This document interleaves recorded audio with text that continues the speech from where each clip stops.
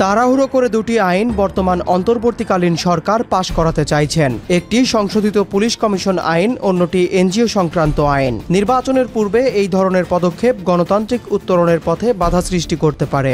এভাবেই এক বিবৃতিতে সরকারের প্রতি এ আইন বিষয়ে সতর্ক বার্তা দিয়েছেন বিএনপির মহাসচিব মির্জা ফখরুল ইসলাম আলমগীর। জাতীয় নির্বাচনের আগে পুলিশ কমিশন ও এনজিও বিষয়ক আইন প্রণয়নের সরকারি উদ্যোগকে সরকারের ভিন্ন উদ্দেশ্য হিসাবে দেখছে বিএনপি।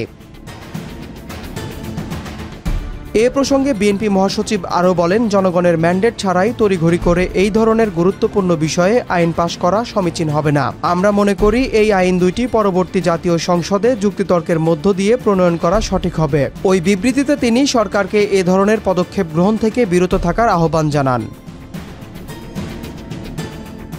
এর আগে গত বছরের ৫ আগস্টের গণঅভ্যুত্থানের পর রাষ্ট্র সংস্কারের অংশ হিসাবে পুলিশ সংস্কারেও উদ্যোগ নিয়েছিল অন্তর্বর্তী সরকার। পুলিশ সংস্কার কমিশনের সুপারিশে বলা হয়েছিল, তবে বিবেচ্য কমিশনের গঠন কাঠামো, কার্যাবলী ও পরিধি কেমন হবে তা আরও বৃহত্তর পরিসরে আলোচনার মাধ্যমে নির্ধারণ করা সমীচীন হবে।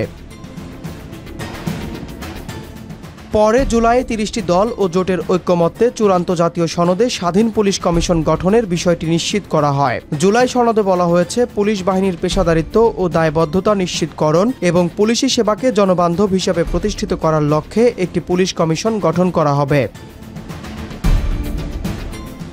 এদিকে সংবাদ মাধ্যমে খবর এসেছে, সরকার পুলিশ কমিশনের অধ্যাদেশের খসড়া চূড়ান্ত করেছে। ট্রান্সপারেন্সি ইন্টারন্যাশনাল বাংলাদেশ খসড়াটিকে আরও স্বচ্ছ ও কার্যকর করার জন্য সাজানোর আহ্বান জানিয়েছে। অন্যদিকে বিএনপি সরকারের প্রতি এই ধরনের পদক্ষেপ গ্রহণ থেকে বিরত থাকার জন্য চাপ দিচ্ছে।